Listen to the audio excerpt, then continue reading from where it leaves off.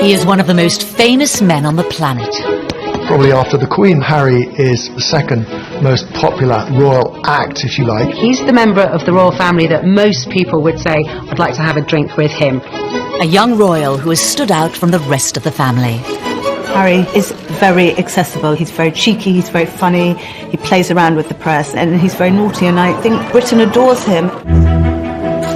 But behind the smiles, Prince Harry has had to face unique difficulties. From his parents' very public marriage breakdown. Harry was very often devastated by what was so public. To losing his mother. He said that no child should ever have been made to do what he did. And struggling to find a role for himself. On the right! Quick! March! Tonight, royal experts and insiders lift the lid on Prince Harry's inner turmoil. If you look back over his life, you can see moments where his troubling side has come to the fore. And we reveal how the problems of his past led him to his present path. Harry blames the media for the death of his mother. He was determined that they wouldn't do for Meghan what they did for Diana. Living a life of privilege, are some of Harry's issues first world problems? Or has he been expected to suffer in silence in an institution famous for keeping a stiff upper lip? I think he's very warm, I think he's very fun-loving, but I think he's also quite troubled and he's quite open about that. He is quite conflicted when it comes to balancing his private and public life, and really always has been. He said he wants to be ordinary. He can't be ordinary. He is a member of the royal family.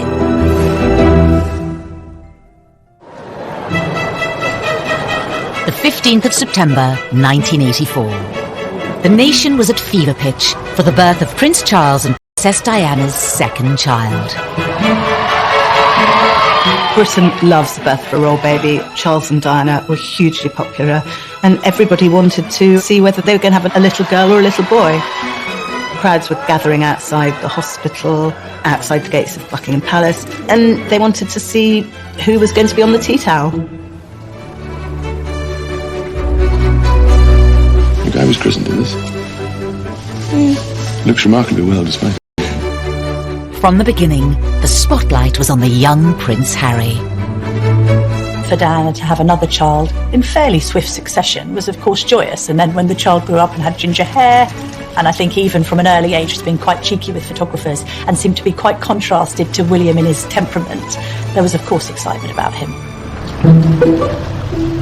When it comes to dealing with the press, hung out at the press totally endeared him to the public, because people thought, here is a royal who's not one of the sort of stuffed shirt automatons. Here's a royal who seems to have a lot of personality, even as a little child. Some labelled it as cheeky, some as rude.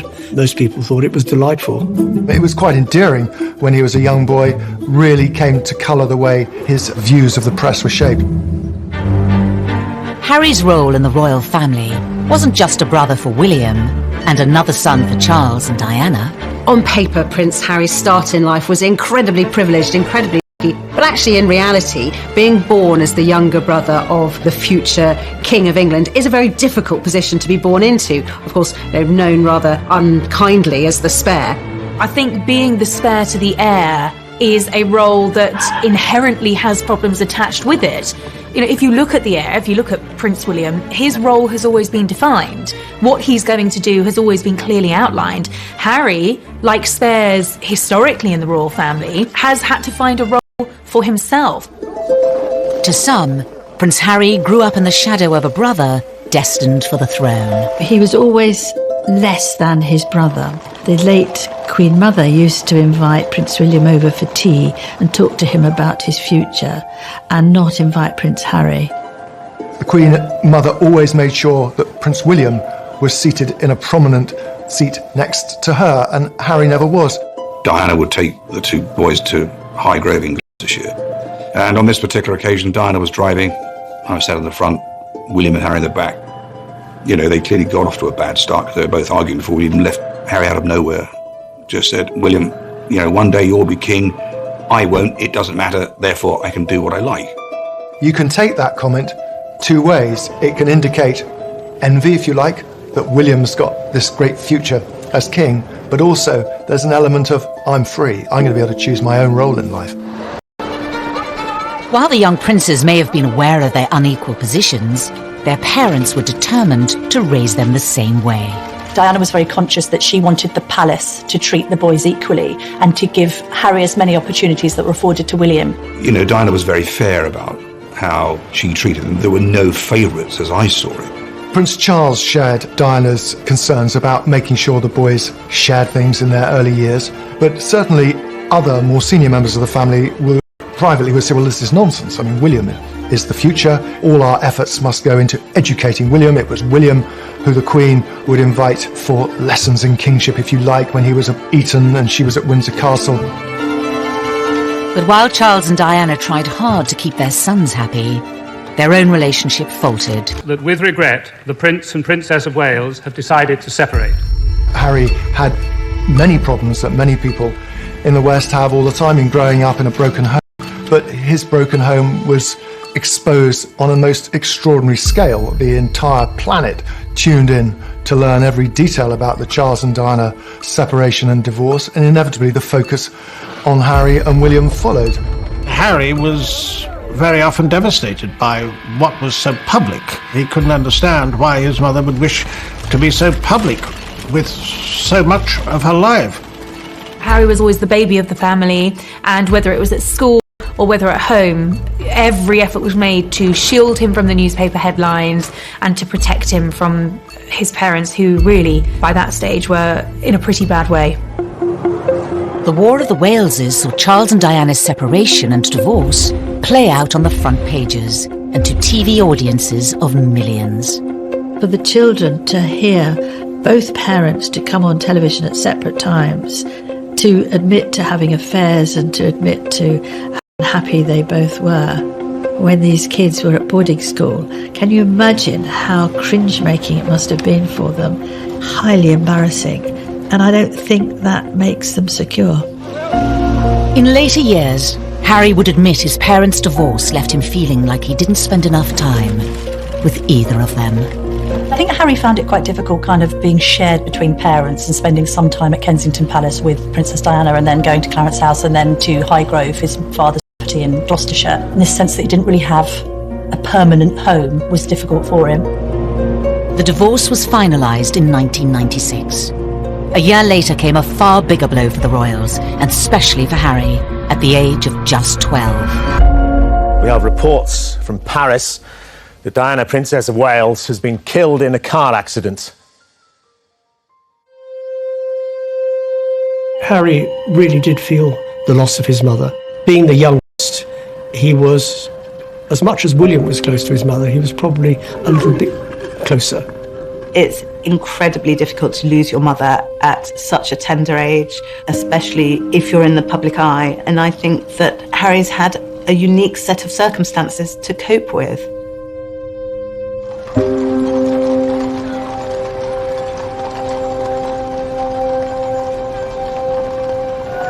Less than a week after Diana died, her funeral was watched around the world by around 2.5 billion people. I don't think anyone will ever forget the sight of Harry walking behind his mother's coffin, so small, so young, so grief-stricken. But this is part of it's been very difficult for him. There's a mantra within the royal circles that you do not wear private grief on a public sleeve. And they were incredibly brave in the way they presented themselves. All around them, people were caterwauling, weeping, wailing, and anybody hearing that would break down. But no, they didn't.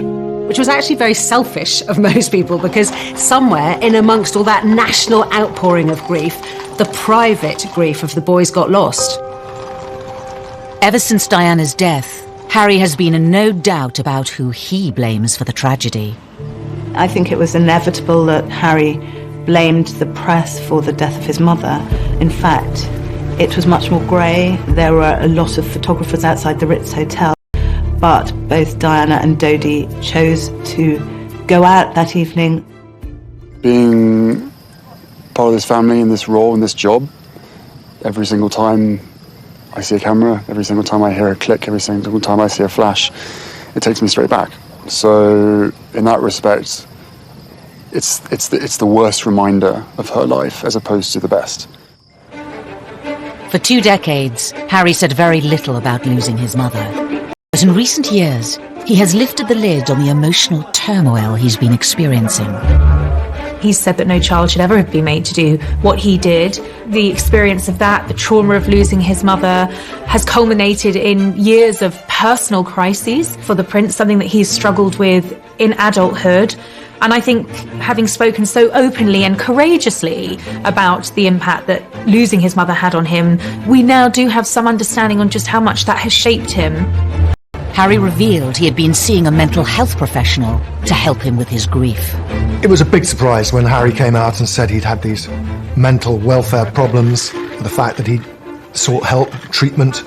We learned that it was William who had not forced him, but said, you've really got to get some help here. We also learned that he'd taken up boxing to try and control his aggression, and the aggression was a consequence of his mourning, and he was still dealing with his grief over his mother's death. But it would take nearly 2 decades for Harry to seek help. In the years after Diana's death, the young prince would deal with his troubles in a very different way. The sadness and the grief would make him behave in a very inappropriate way. He had problems with excessive drinking and also problems with drugs.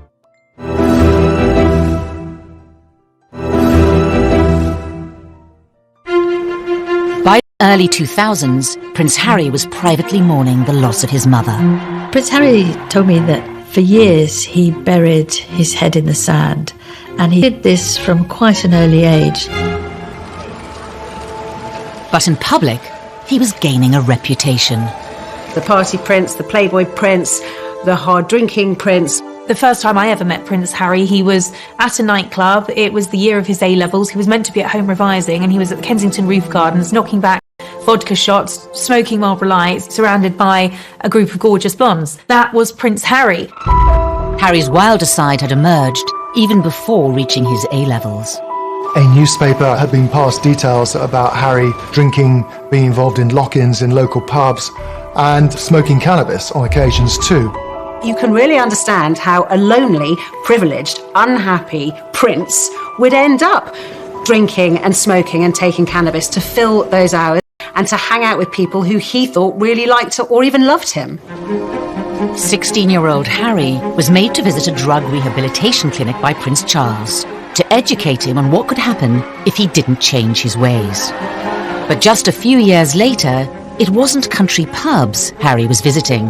There had been a series of photographs of Prince Harry falling out of nightclubs late at night with various girls and all the rest of it. He was clearly in party mode. In 2004, Harry had an altercation with a photographer while leaving a West End nightclub. There are two sides to that story. On one hand, the photographer saying that Harry lunged at him, possibly after a few beers, and the palace saying that the photographer had knocked him with his camera. Was this kind of behaviour just part of growing up, or did his troubles run deeper? Harry's naughtiness was sometimes just boyish, but other times was really a symptom of his deep grief. It was outlets for his despair, I think. Everything he did was always going to be examined with microscopic detail. He couldn't, in other words, get away with the kind of things that many of his teenage friends could. It was obviously also storing up that sense of resentment that Harry came to have against the media. No one's making judgments, you're just being reported. And actually, some of this has helped to fuel your popularity. People love a royal rebel at the end of the day. Regardless of public opinion, Harry has been open about his feelings towards the media. He admitted to reading coverage about himself when he turned 21. They still upset me and I still read them. Why, I do not know, but I have to read them just for peace of mind, just to know what they've written and to see who wrote it and see who took the photographs, write that down for later. But there was one newspaper report about Harry's behaviour that upset many others. In 2005, while attending a costume party, Harry wore a swastika armband. That was an episode that happened and he was fully protected by the royal machine, and yet it still happened. It was a gradually, sir, this is a really bad decision. Don't wear the Nazi costume. I thought it was actually quite unfair at the time, and I still think it was quite unfair. It was clearly not a political statement. It was clearly a stupid teenager doing a very stupid thing, thinking it was funny. Harry apologised for it. He said it was something that he regretted. It happened on the eve of him joining Sandhurst. The Royal Military Academy, Sandhurst. In May 2005, Harry spent nearly a year here, training to be an officer cadet in the army. Something he'd wanted for a long time. One of the things that we saw very much with Harry growing up was the fact that he absolutely adored the military. I remember him as a 5-year-old strutting up and down the road at Kensington Palace in army fatigues. Harry excelled in his training and was commissioned as an army officer in April 2006. I think Harry found purpose in the army. I think he found safety in the army, ironically, because of course it wasn't safe, but I think he found emotional safety in the army. The army allowed Harry to feel normal. That's what he wanted. It's completely normal. It's as normal as it's going to get. I'm one of the guys. I don't get treated any differently. Even though Harry felt normal in the army, the rest of the world couldn't forget he was a royal. And that brought problems. When he was told he couldn't serve on the front line, he was absolutely furious and wanted to be treated like any other soldier. I have decided today that Prince Harry will not deploy as a troop leader with his squadron. There was a U-turn on a decision to deploy Harry to Iraq in 2007 over safety fears. I joined the army unless I thought I was going to. Simple as that. If they said no, you can't go front line, then I wouldn't drag my sorry ass through Sandhurst, and I wouldn't be where I am now, because the last thing I want to do is have my soldiers sent away to Iraq or wherever like that, and for me to be held back home twiddling my thumbs thinking, well, what about David, what about Derek? At that time, everyone else was going to Iraq, and he felt he should too, and it was enormously frustrating for him. Eventually, Harry was allowed to serve in combat zones. In 2008, it was revealed that he had been deployed to Afghanistan. The day he flew out, he was ecstatic, really. He said that being in theatre in Afghanistan, something that most people would find frankly terrifying, was as normal as he was ever going to get, and he loved it for that reason. But his time on active duty was short-lived.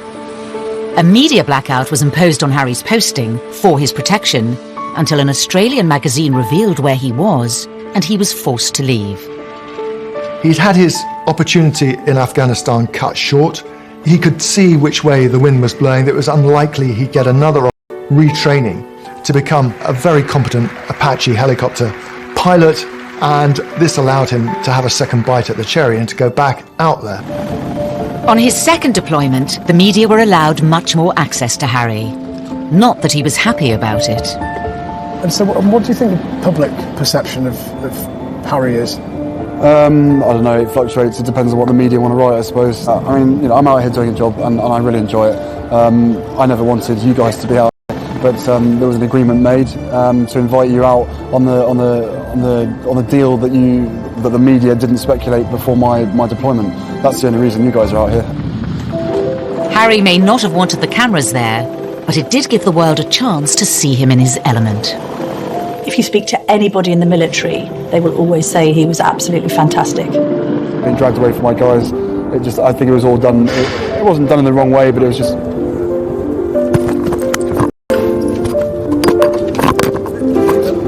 This was Harry doing what he did extremely well, but also doing what he was always keen on doing. In January 2013, Harry returned to the UK after a successful deployment, but there were questions over what was next for him. Because of who he was, it was no longer possible for him to pursue that career. And then what happens? He's left really without a job, without a purpose. He was doing something he felt comfortable with. The army, and anybody who has made a career in the army will tell you, military is family, and he felt at home. There was camaraderie. And by the time he got out, he was a little bit lost because he really didn't know what to do, and that winds back to the spare. There is no defined role for that spare. Because he certainly wouldn't contemplate an army desk job. He's not the type of person who would fit in to that, and therefore there was a huge question mark, what would he do next?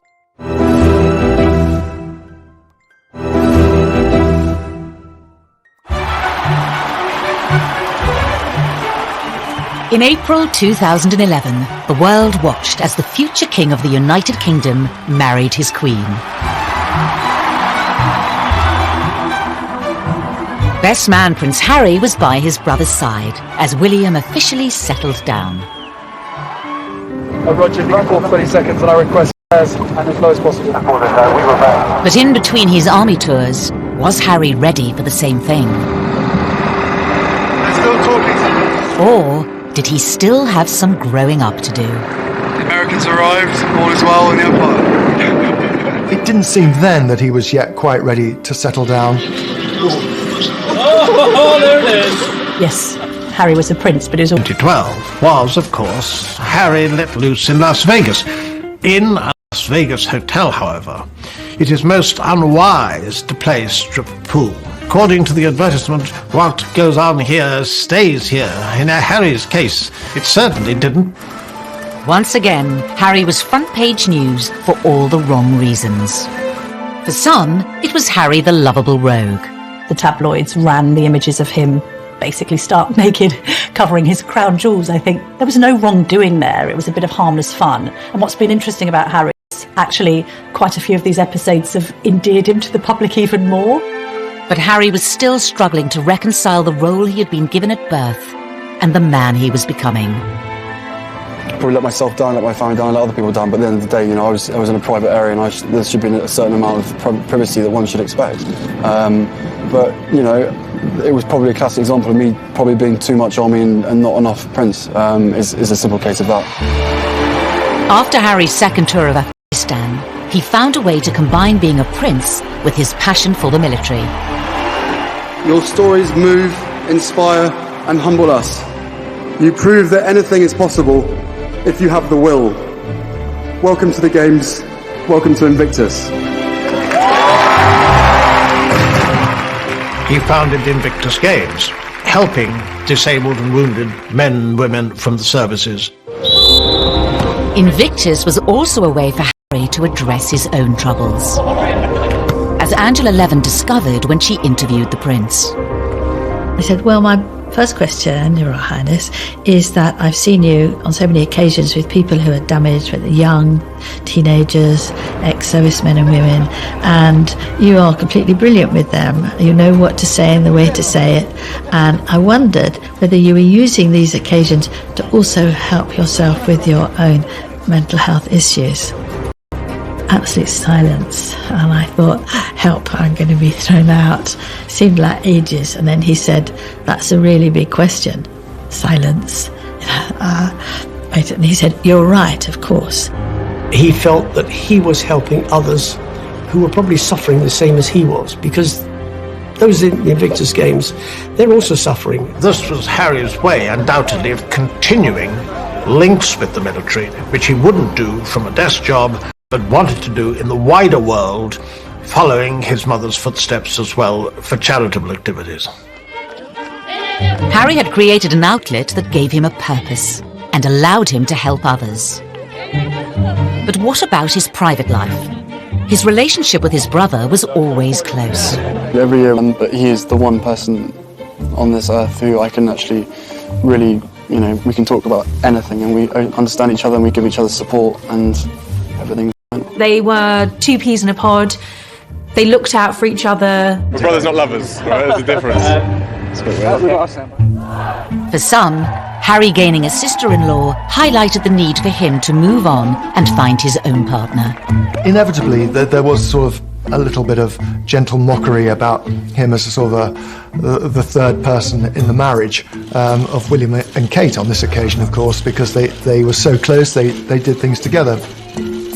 There's an awkwardness to that scenario, a couple trying to carve their own path as newlyweds, and then a prince who's got a great deal to offer, and which takes precedence and who's more popular when it comes to the press, and how does that work in tandem. So I think there was always friction in that regard with the three of them. I think what changed things for Harry was William having his own children, and Harry looking on at Kensington Palace where they were neighbours and thinking that he probably wanted that for himself. It's fantastic to have another addition to the family. I only hope my brother knows how expensive my babysitting charges are. It was always inevitable that Harry was going to want to live his own life. Put some effort in. It's the wizard, never the wand. But for Harry, finding a princess of his own would prove difficult. The first love, Chelsea Davy, the girl that he met in South Africa, fell head over heels in love with. She had 8 years to look into the goldfish bowl of royalty and to realise absolutely this wasn't the life for her. He lost Chelsea because she didn't like to be in the spotlight. Harry was disappointed, but he was very much younger, and this was probably his first love, and probably a love that was not going to go anywhere. That was swiftly followed by a relationship with Cressida Bonus, who was a budding actress. And she too didn't like the idea of media intrusion. Media's got a knack of destroying relationships, and she didn't like media intrusion and really did want to pursue her acting career, and she walked away. For years, Harry was troubled by his position and the scrutiny that came with it, which would scare women away. It's quite sad when he's one of the world's most eligible bachelors, and at the same time not seeming to be able to find somebody who will take on the job of being in the public eye. There is this sense that they loved him but didn't love the idea of being royal. Then Meghan Markle entered Harry's life, offering him a genuine chance at happiness. 2017, at the Invictus Games in Toronto. Meghan was different in many ways. She had a degree of fame and had lived through that herself. She was incredibly accomplished as a public performer, as an actress. It gave her great confidence. She seemed incredibly secure in herself, and she was that much older than these girls that had gone before. She'd also, of course, been married, which added an entirely different layer to the relationship. Good grief, Prince Harry is punching above his weight here. There's this amazingly glamorous American actress. When I walked into that room and saw her, and there she was sitting there, I was like, okay, well, I'm going to have to up my game. It was almost as if she was a ready-made royal and therefore a perfect fit for him. In this strong, striking, confident woman, there was actually someone who was very capable of handling the pressure and the scrutiny of being in the public eye. That was something that neither of his two girlfriends had been willing to take on. But the scrutiny would soon affect Prince Harry and his new girlfriend. He issued an unprecedented statement saying, Meghan Markle has been subject to a wave of abuse and harassment. I did not have any understanding of just what it would be like. I don't think either of us did that. We both said that, even though we knew that it would be. I tried to warn you as much as possible, but I think both of us were totally surprised by the reaction after the first 5-6 months when we had to ourselves. You could see that the old thorny issue of Harry's relationship with the press was raising its head again. Quite a lot of the press was very, very charged about her background, headlines like kind of straight out of Compton and all of this kind of thing. There was quite an unpleasant tinge to it. There has been some very negative publicity given, and some of it marginally racist, which is unacceptable. Not everything that was troubling Prince Harry was in print or written by journalists. Horrible, horrible stuff on social media, and I'm sure they weren't scrolling through it all the time, but you will see this stuff. They're modern young royals. Of course they're going to be on social media. This time, though, the relationship survived. Harry asked Meghan to marry him. What were we doing? Just roasting chicken and Trying to roast chicken. Trying to roast a chicken. And it was just an amazing surprise. It was so sweet and natural and very romantic. He got on one knee. Having watched Harry grow up, the public saw this as the moment to put his past behind him. They wanted Harry to be happy. They adored Harry, and they wanted him to be for Harry, and it all came back to the little boy at his mother's funeral, and then later his heartbreaking confessions about how upset he'd been and how he'd struggled with demons for years, coming to terms with the grief of the loss of his mother. And then he should find this remarkable young woman who had such a different background from him, whom he was so clearly in love with. But was this the beginning of a fairy tale, or the start of another difficult chapter for the already troubled prince? Things were said and done in the run-up to the wedding that both sides regret, but had caused irreparable damage.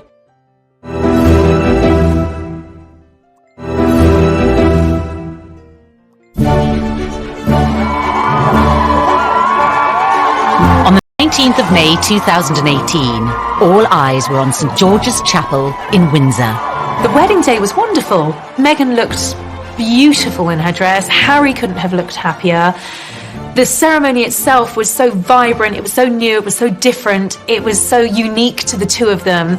And I think it was the start of something very, very happy and very, very special. Nobody can deny that the wedding day itself was sparkling. It was magic. It was like Disneyland. But not long after, Harry was once again facing familiar troubles with the press. The wheels started to come off amid suggestions that the couple had been a bit difficult over the planning of the wedding, and that demands were being made that perhaps weren't quite in proportion with their place in the royal pecking order. He said before the wedding, what Meghan wants, Meghan gets. And I think he defers to her a great deal. She's a very confident, articulate woman who's done very well for herself. But I think she has no idea of the sense of duty, which is understandable because she's never been a member of the royal family. But she won't be confined by protocol. The level of perceived criticism against Meghan is something many say has had a profound effect on Harry.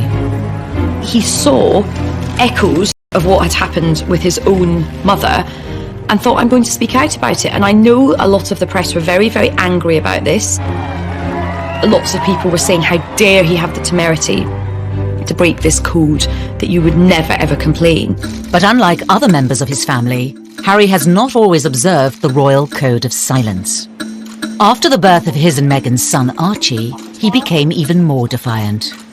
I will always protect my family, and now I have a family to protect. Everything that she went through and what happened to her is incredibly raw every single day. And if anybody else knew what I knew, be it a father, be it a husband, be it anyone, you'd probably be doing exactly what I'm doing as well. I think Harry fears that there will be parallels between his own relationship and that of his mother, and he's very keen to protect Meghan and Archie. I mean, I have the two best guys in the world, so I'm really happy. Harry is so protective of Meghan because of his mother and this idea that he doesn't want any other woman in his life going through what Diana went through. The trouble is with that is he has rewritten history somewhat, because although there was undoubtedly a hounding of Diana, there was also a manipulation of the press. In the eyes of some, criticising the press for criticising them hasn't always been warranted. Meghan flew to New York for a baby shower. Now, nothing wrong with going to a baby shower. That's what Americans do. We don't do it so often in the UK. But she flew over private jet. What's wrong with a commercial jet? They went to Ibiza and the south of France in private jets. What's wrong with commercial flights? And that's where they were getting criticised, because they'd been preaching climate change. They'd been preaching the environment. They'd been preaching global warming and doing all the things that they shouldn't be doing. Everybody deserves a critical word written about them. Nobody should be above reproach. The press accused them of hypocrisy, and there's no question also that they weren't, it seemed, listening to advice or paying much attention to precedent. All of this made the atmosphere very unhappy. While the press levelled criticism in public, behind palace walls, Harry was allegedly facing troubles of a much more private nature. One of the things that unquestionably adversely affected the relations between Harry and William, who were so close for so many years, was a series of rumours after the wedding. William expressed doubts to Harry as to whether or not he was too quick in being engaged to Meghan. There was a brotherly discussion, which I think was voiced out of concern from William, but was misinterpreted as a lack of support. Things were said and done in the run-up to the wedding that both sides regret, but had caused irreparable damage. Was Harry losing the one person he could trust? The brother he was so close to throughout the troubles of his childhood? There are also clearly unresolved issues and a distance between the two brothers that has never been there before. In 2019, the brothers split their royal households. And later in the year, Harry even addressed the rumours of a rift. Inevitably, stuff happens, but look, we're brothers, we're We don't see each other as much as we used to because we're so busy. But I love him dearly, and the majority of the stuff is created out of nothing. But it's just, as I said, as brothers, you have good days, you have bad days. The writing was on the wall. It was, in effect, a declaration of independence. The Duke and Duchess of Sussex have announced that they are carving out what they call a new role for themselves. They intend to step back as senior members of the royal family and work to become financially independent. In January of 2020, Harry and Meghan announced they would be stepping down as working royals. Prince Harry and Meghan had been out in Canada over Christmas trying to work out how they wanted to proceed into the future. I think Meghan and Harry decided to step down as working royals because they felt that they were being constrained by the palace system. Once Meghan and I were married, we were excited, we were hopeful, and we were here to serve. For those reasons, it brings me great sadness that it has come to this. This is unprecedented. It is an abdication in all but name. It's pretty seismic for the House of Windsor. There was a sense of being hurried about it, and I don't think the Queen, for one, was quite ready for it to come out as it did. After negotiations with the Queen, it was decided Harry and Meghan would lose the title Royal Highness. They would no longer receive royal funds. The official departure date was set for the end of March. But it seemed Prince Harry was keen for the new chapter of his life to begin. Before giving a speech in Edinburgh, Ayesha Hazarika was the first person to introduce the new, titleless Harry to the world. I met him, and what happened was I was going into the room and I was very unsure about what to call him. I mean, his advisor just said, look, just call him Harry. Just call him Harry. And he's made it clear that we are all just to call him Harry. So, ladies and gentlemen, please give a big, warm Scottish welcome to Harry. I turned him from a prince into a commoner. I have that effect on people. But it was actually very fitting because this was him ending one period of his life and beginning a new period. Harry and Meghan's final royal engagement was in early March, and for some it seemed the prince's troubles were still on display. To use common parlance, the Commonwealth Day service was #Orcs. There was quite a lot of tension there. There was some interesting body language with both of the brothers studiously examining their programmes and not really talking at all. Meanwhile, Meghan's there with a megawatt smile, trying to make the best of things. The lack of warmth between them was, from... The couple planned to split their time between Canada and the UK. Whether they will solve Harry's troubles remains unclear. We will see whether or not that brings the contentment and the peace that they're seeking. He knows in his heart what he wants to be. He said he wants to be ordinary to me. He can't be ordinary. He is a member of the royal family. Wherever he goes, he will be known as a member of the royal family.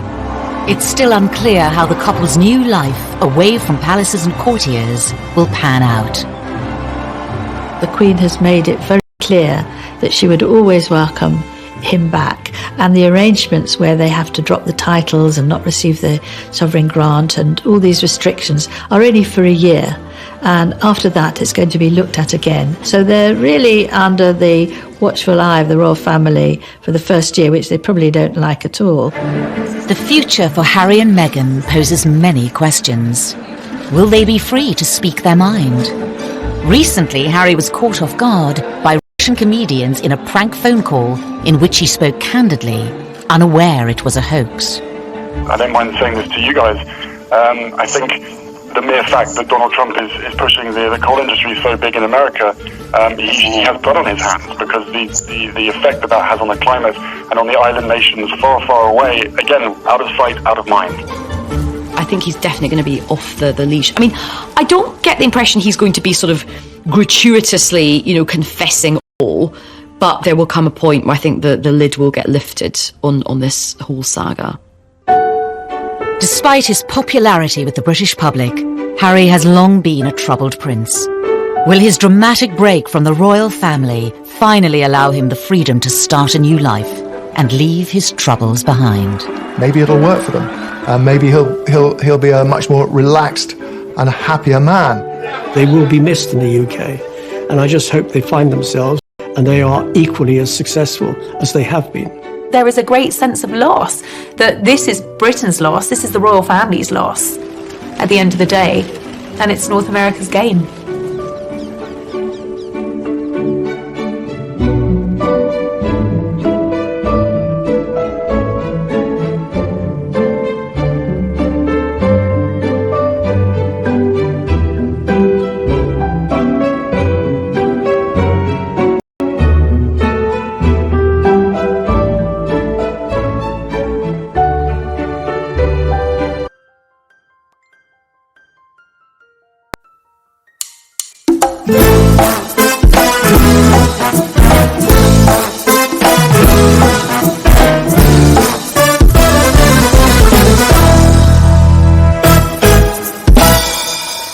Chuyện ngày xưa tôi thả những cành diều dây lên trên bầu trời phiêu du cùng áng mây.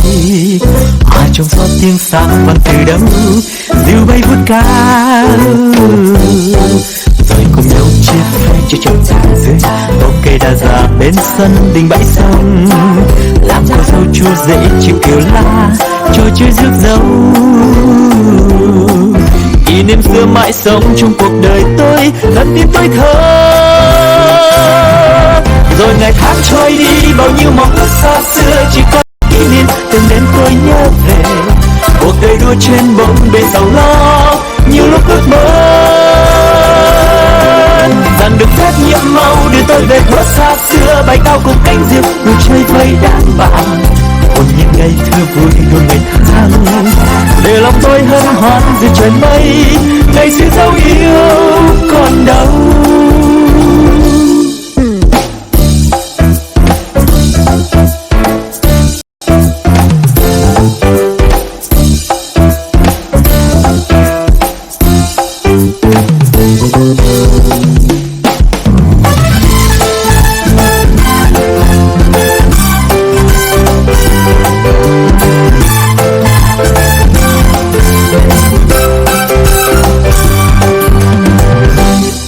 Chuyện ngày xưa tôi thả những cành diều dây lên trên bầu trời phiêu du cùng áng mây. Trong gió tiếng sáng vang từ đâu diều bay vút cao, rồi cùng nhau chia phe chơi trò chuyện dưới bóng cây đa già bên sân đình bãi sông. Làm con dâu chú rể chiếc kiều la trò chơi rước dâu. Kỷ niệm xưa mãi sống trong cuộc đời tôi, thân tin tôi thơ. Rồi ngày tháng trôi đi, bao nhiêu mong ước xa xưa chỉ còn là kỷ niệm từng đến tôi nhớ. Cuộc đời đua chen bốn bề sầu lo, như lúc ước mơ rằng được phép nhiệm màu đưa tôi về thuở xa xưa, bay cao cùng cánh diều được chơi với đám bạn. Ôn những ngày thơ vui đôi ngày tháng, để lòng tôi hân hoan cùng trời mây. Ngày xưa dấu yêu còn đâu. Rồi ngày tháng trôi đi, bao nhiêu mong ước xa xưa chỉ còn là kỷ niệm từng đêm tôi nhớ về. Cuộc đời đua chen bốn bề sầu lo, nhiều lúc ước mơ